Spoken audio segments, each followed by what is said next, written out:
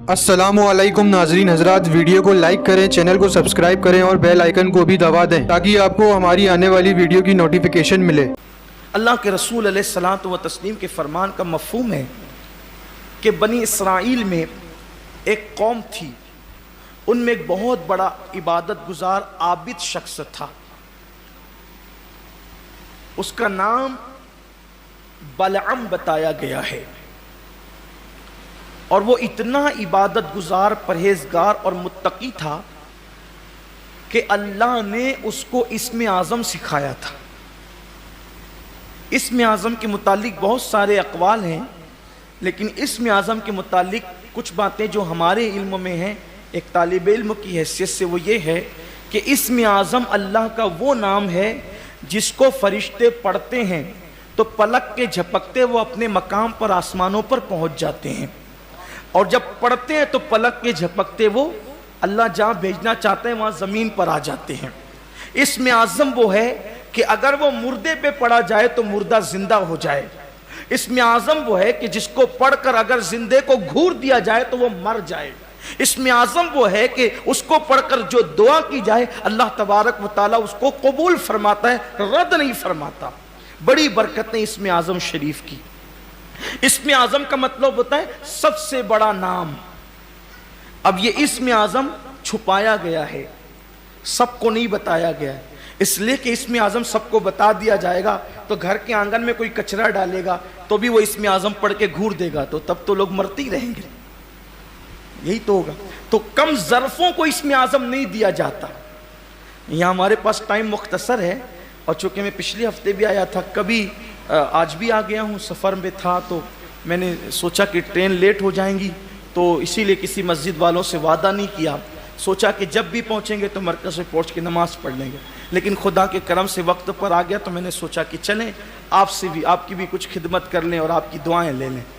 आपको बताऊं, गौर करें, इस्म आज़म कम ज़र्फ़ों को नहीं सिखाया जाता, लेकिन बहुत जल्दी से गुजरता हूँ किसको सिखाया जाता। देखो, पहली बात तो अगर सबको इस्म आज़म बता दिया जाए तो लोग उसी से पैसे कमाने लगेंगे। मुझे तो इस्म आज़म आता है, बोलो बोलो किसको किसको बच्चे नहीं, अभी दुआ करता हूँ, बोलो बताओ किसके पास रोज़ी नहीं है। ये सब छड़ी मंतर जादू में जिनको खुदा का पता मिल जाता है वो ऐसे चुप होते हैं कि किसी से बोलते ही नहीं, ऐसे बहरे होते हैं कि किसी की सुनते ही नहीं। इसलिए कि जो यार को सुनने की लज्जत पाले फिर वो किसी को सुनने की तरफ तवज्जो ही नहीं देता। जो यार के जलवे में गुम हो जाए फिर वो किसी और की तरफ तवज्जो ही नहीं देता। ये सब भंकसबाजियां जो होती ना, हम ये हैं और हम वो हैं और हमें तरीकत की मंजिल मिल गई और हमें मार्फत की मंजिल मिल गई और हम यहां तक पहुंच गए। अरे जो पहुंचता है वो तो बीवी को भी नहीं बताता है कि मैं पहुंचा कहां तक। ये असल बात है। इसलिए कि जो घड़ा भरा हुआ होगा उससे कभी आवाज नहीं आएगी, जो आधा खाली होगा आधा भरा वो गुड़गुड़ करता रहता है। अब पता चला जो खूब बोलते हैं ना, कभी गौसुल आजम दस्तगीर से आपने नहीं सुना हम कहां तक पहुंचे, लेकिन पहुंचे वहां जहां किसी का तसव्वुर नहीं जा सकता। तो इस्म आज़म बहुत आला ज़र्फ लोगों को जो अल्लाह का राज वाकई उठा सके, जो बेचारे होटल के पच्चरों का राज ना संभाल सकें वो यार का राज कहाँ संभाल सके। एक मरतबा एक बहुत बड़े मौलाना साहब, बड़े मुफस्सिर आलिम फाजिल बन गए, उनको तलाश थी इस्म आज़म की। उनका नाम था इब्ने हसन राजी। इब्ने हसन राजी वो चले एक अल्लाह के बहुत बड़े बरगजीदा बंदे के पास। किसके पास गए? इब्ने हसन राजी किसके पास गए? वो सीधा गए सुल्तानुल आरिफीन हज़रत बायज़ीद बुस्तामी के पास। हज़रत सुना है कि आपको इस्म आज़म आता है, मुझे ज़रा सिखा दो। सलाम का जवाब दिया, कोई तवज्जो नहीं थी। 1 साल तक इब्ने हसन राजी बायज़ीद बुस्तामी की खिदमत में रहे, खूब खिदमत की। एक दिन का सरकार इतनी खिदमत की है कुछ सिला नहीं मांगता, इस्म आज़म बता दें, इस्म आज़म बता दें। फरमाया बताएंगे, एक काम करो, यहाँ से फुस्ताइया एक शहर है, वहाँ मेरा फुला दोस्त रहता है और ये मैंने उसके लिए तोहफा दिया है, ये तोहफा उस तक पहुँचा दो। वो तोहफा क्या था? एक तश्त था और उसमें एक रुमाल ऐसे ऊपर ढका हुआ था। पिंजरे की तरह रुमाल ढका हुआ था और था तश्त, ले जा मेरे दोस्त को पहुंचा दे। ये सोचा कि तश्त और रुमाल, आखिर इसमें तोहफा क्या है, गिफ्ट क्या है।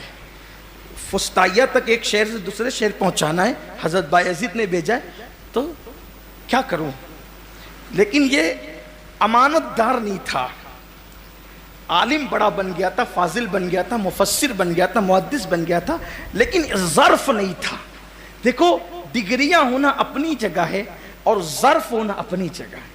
इसीलिए कभी कभी वो अनपढ़ों को सीनों में इल्म डालकर विलायत की डिग्री दे देता है, क्योंकि ज़र्फ वाला होता है तो यूं सिखा देता है, और जिनके ज़र्फ वाला नहीं होते तो सारी जिंदगी पढ़ने पढ़ाने में गुजर जाती है, लेकिन कुछ मिलता नहीं, खाली आए थे खाली। ये कैफियत होती है। जैसे कि उलमाए बातिल को आप देख लें, सारी जिंदगी मदरसों में हदीस पढ़ाते हैं, लेकिन बेचारे जिंदगी भर यही ना समझ सके कि जिसकी हदीस पढ़ा रहे उस रसूल की शान क्या है। आखिरी दम तक भी यही कहते हैं कि वो तो हमारी तरह है।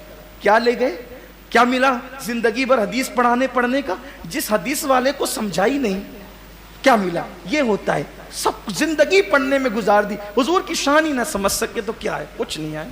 और बेचारा कुछ पढ़ता ही नहीं और हुजूर की शान ऐसे ही जानता है जैसे अल्लाह ताला ने बयान फरमाई है, तो फिर वो वहां पहुंचता है जहां वो नहीं पहुंचता।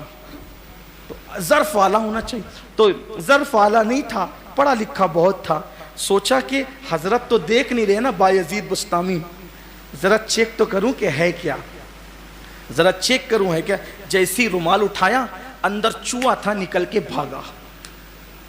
चूहा था, वो निकल के भागा। अब इसकी तो पोल खुली, क्योंकि अब वहां ले जाना है तोहफा, तोहफा तो है ही नहीं। और इसको गुस्सा भी आया, प्लेट फेंकी, ये क्या मजाक है मेरे साथ, चूहा भी कोई तोहफे में भेजता है। वापस आगे कहा, हजरत गजब हो गया। कहा क्या हुआ, इतनी जल्दी पहुंचा दिया तोहफा। कहा मैं प्लेट और वो सब फेंक कर आए। कहा क्यों फेंका। कहा रास्ते में मैंने देखा, चेक किया तो उसमें चूहा था। चूहा भी तोहफे में भेजा जाता है। कहा तोहफा भेजना ही नहीं था, तुझे चेक करना था, इसलिए कि जो चूहे का राज नहीं छुपा सकता वो कुदरत का राज क्या छुपा सकता। उसको मैं इसमें आजम सिखाऊं, इसमें आजम उसको सिखाऊं जो मेरे राज को नहीं छुपा सकता, वो अल्लाह के राज को। जा यहां से, तू इसके काबिल नहीं है। और हिल्म कितना हो जिसके पास इसमें आजम हो। एक मुरीद को पता चला कि मेरे पीर साहब के पास इसमें आजम। देखो, पहली बात, ये जो विलायत और ये चीजें जो होती ना, ये मांगने और सीखने वाली नहीं होती। जब बंदा उस काबिल होता है तो कुदरत उसके सीने में ऐसे उंडेल देती है। जो उस कुदरत जानती है कौन किस काबिल है, इसलिए वो जो जिस काबिल होता है उसको अता कर देती। तो मुरीद को पता चला कि मेरे पीर के पास इसमें आजम है। आया, सरकार इसमें आजम सिखा दीजिए। पीर साहब ने कहा सिखा देंगे बेटा, सिखा देंगे, लेकिन एक शर्त है। क्या शर्त है। कहा सुबह से लेकर शाम तक जाओ बाजार में बैठो, शाम को आना, फिर देखेंगे करना क्या है।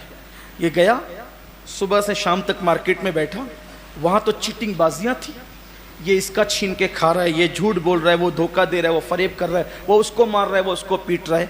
ये बार बार अपने हाथ में हाथ मारता। पीर साहब ने बहुत गलत किया, पीर साहब ने बहुत गलत किया।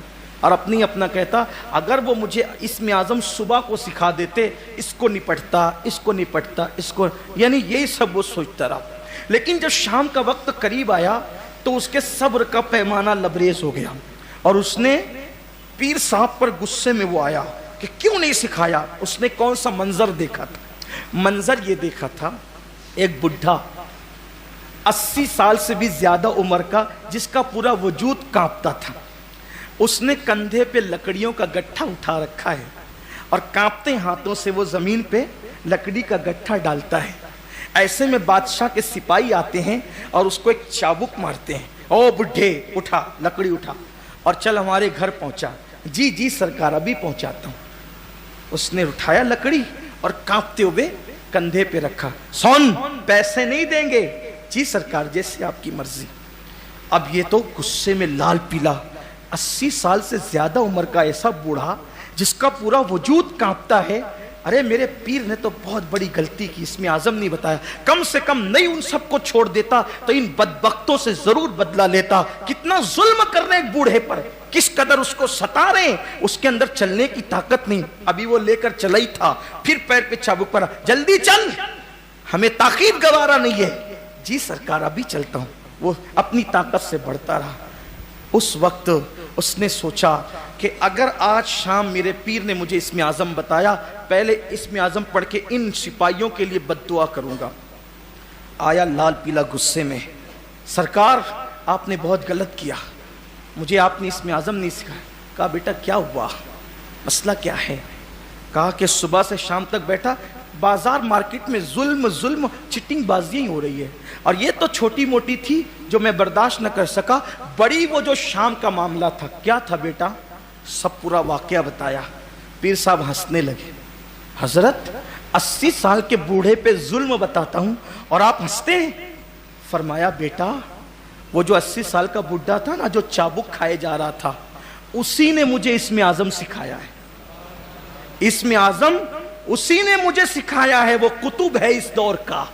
تو کہا حضرت جب اس کو چابک پڑھتے ہیں تو میں اتنی ہمدردی کرتا ہوں کہ اسم اعظم پڑھ کے ان سپاہیوں کے لیے بد دعا کر دوں، وہ خود کیوں ان کے لیے بد دعا نہیں کرتا اور جی سرکار کہتا ہے؟ تو تب پیر نے فرمایا بیٹا جب صبر کا یہ مادہ سینے میں پیدا ہوتا ہے تب اللہ تعالیٰ لوگوں کو اسم اعظم عطا فرماتا ہے۔